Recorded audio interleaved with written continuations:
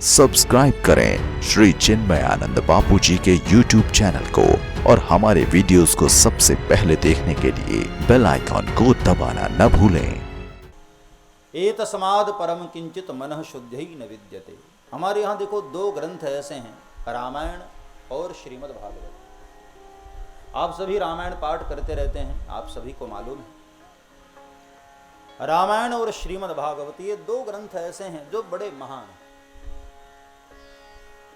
रामायण हमें जीना सिखाती है, हमारे जीवन को धन्य करती है, और श्रीमद् भागवत हमारी मृत्यु को धन्य करती है। ये जीवन की दो धाराएं, या तो जन्म और या फिर मृत्यु। या तो जीवन जीना सीख जाए और या तो अपनी मृत्यु को धन्य बनाए। ये दो धाराएं, या जन्म सुधार लिया जाए या अपनी मृत्यु को धन्य कर लिया जाए। भाई जिया भी तो वैसे जाए कि बार बार जीना न पड़े। हाँ, मनुष्य का तन परमात्मा ने इसीलिए तो दिया। 84 लाख योनियों में जीव कर्म का फल तो भोगता है, लेकिन नया कर्म कर नहीं पाता है। एक मनुष्य योनि ऐसी है जिसमें इंसान जीव नया कर्म कर भी पाता है। आहार निद्रा भय संततित्वम सामान्य में तत् पशुभिर्नराणाम ज्ञानम ही तेषाम अधिकम विशिष्टम। मनुष्य और पशु में अंतर क्या है? केवल और केवल ज्ञान। तेषाम ज्ञानम ही अधिकम विशिष्टम। केवल ज्ञान की अधिकता है, और उस ज्ञान के रहते भी मनुष्य पशुवत जीवन जिए, तो फिर मनुष्य बनने का अर्थ क्या हुआ? फिर तो मनुष्य रूपेण मृगा शरन्ति, मनुष्य के रूप में फिर तो कोई पशु है। ज्ञाने रहीना पशु ही समाना। ज्ञान के रहते भी यदि हम जागरूक नहीं हुए तो फिर जीवन व्यर्थ चला जाता है। तो 84 लाख योनियों के बाद ये मनुष्य तन, ज्ञान के साथ हम अपना तन पाए हैं, तो या तो हम जीवन को धन्य कर लें, जीवन जीना सीख जाएं, और या तो फिर संतजन कहते हैं हम अपनी मृत्यु को धन्य कर लें। जीवन की परीक्षा का नाम है मौत। केवल स्कूल में, कॉलेजेस में केवल हमारा नाम लिख जाए उतना ही पर्याप्त नहीं होता है। पढ़ाई करने के बाद जब हमारी परीक्षा होती है तो अंत में हमारी पढ़ाई का रिजल्ट आता है कि हमने कैसी पढ़ाई की। जब उत्तीर्ण अनुत्तीर्ण होते हैं, पास फेल होते हैं, तब पता चलता है कि हमने साल भर कितनी पढ़ाई की थी। तो जीवन की परीक्षा का नाम है मौत। जब मृत्यु आती है तब हमारे जीवन जीने का सार पता चलता है कि हमने जीवन जिया कैसे। श्रीमद् भगवद गीता में 4 बातें बताई। जन्म मृत्यु जरा व्याधि दुख दोषानुवर्तनम। 4 बातें ऐसी हैं जो प्रत्येक जीव के जीवन में होती है। जन्म मृत्यु जरा व्याधि, ये 4 दुख जो हैं, ऋषियों ने जन्म को भी दुख माना। गर्भवास समम दुखम न भूतो न भविष्यति। गर्भ में जब जीव रहता है उस वक्त का जो दुख होता है, न भूतो न भविष्यति, ऐसा दुख तो जीवन में कभी होता ही नहीं। बड़ी भयानक वेदना होती है। बाबा तुलसी ने तो मानस में कहा, जन्मत मरत दुसह दुख हो, असहनीय वेदना। इसलिए 7 महीने का जब बालक गर्भ में होता है ना, तब उसी वक्त से भगवान को प्रार्थना करने लगता है कि मालिक एक बार इस नरक से मुझे बाहर निकालिए।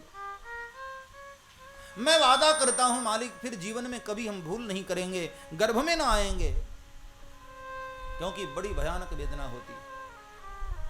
तो एक दुख है जन्म का और एक दुख है मृत्यु का।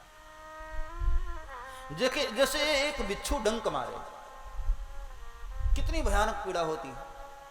ऐसे 1,00,000 बिच्छू डंक मारे, उस वक्त जितनी वेदना होती है उससे कहीं ज्यादा दुख मौत के वक्त। इतनी पीड़ा होती है, हमें उस दर्द का एहसास नहीं होता है, क्योंकि जब मृत्यु आती है उसके बाद हम बयान नहीं कर पाते हैं, बोलने के योग्य हम बचे नहीं होते हैं। लेकिन अंदाजा लगाया जा सकता है मरने वाला कितना असहनीय वेदना से गुजर रहा होता है। महात्मा गांधी जी के आश्रम में एक बछड़ा था, 3 दिन से वो तड़प रहा था, उसके प्राण नहीं निकल रहे थे। और महात्मा गांधी जी अहिंसा के पुजारी थे, मन वचन कर्म से भी वो हिंसा के पक्ष में नहीं थे। इतना बड़ा अहिंसा का पुजारी उस बछड़े के दर्द को देखकर व्याकुल हुआ, और आखिर तीसरे दिन महात्मा गांधी ने भी प्रार्थना कर लिया कि मालिक, यदि इतनी ही पीड़ा देनी है तो इस बछड़े को उठा लो, इसको मार दो। मौत के वक्त इतनी भयानक वेदना होती है। और 2 दुख जीवन में और आते हैं, व्याधि और जरा यानी वृद्धावस्था। व्याधि यानी रोग। बुढ़ापे का भी दर्द बड़ा भयानक होता है। वृद्धावस्था का भी जो दर्द है, जब इंसान बूढ़ा हो जाता और हाथ पैर उसके काम नहीं करते हैं, उस वक्त का जो दर्द है वो वही समझ पाता है। प्यास लगी और बच्चों से पानी मांगे और बच्चे जब मना कर देते हैं तो पड़े रहो चुपचाप। खांसी आती है और बाहर जाकर बलगम फेंक भी नहीं पाते हैं और बच्चे नाराज होते हैं। उस वक्त का जो दर्द है बड़ा भयानक दर्द है वो। ये 4 प्रकार के दुख जो है प्रत्येक मनुष्य के जीवन में आते हैं, लेकिन इन चारों दुखों से यदि बचना है तो कुछ सावधानियां हमको रखनी पड़ेगी। इन चारों दुखों से बचने के लिए भागवतकार ने बताया एक ही उपाय है, श्रीमद्भागवतम शास्त्र, भगवान के शरणागत होना। आपने देखा होगा मरने वाले को अंतिम अवस्था में 4 दुख परेशान करते हैं उसको। जो मरणासन्न है, मरणशैया पर है, 4 दुख उसको परेशान करते हैं। पहला दुख है भविष्य चिंतात्मक दुख, मेरे जाने के बाद अब मेरा क्या होगा। आपने कभी देखा होगा मरने वाला व्यक्ति एकटक देखता रहता है, आप जाएं उसको मिलने तो उसको लगेगा, आपको लगेगा कि हमको देख रहे, लेकिन वो आपको नहीं देख रहे होते, अपने भविष्य की चिंता में डूबे होते हैं।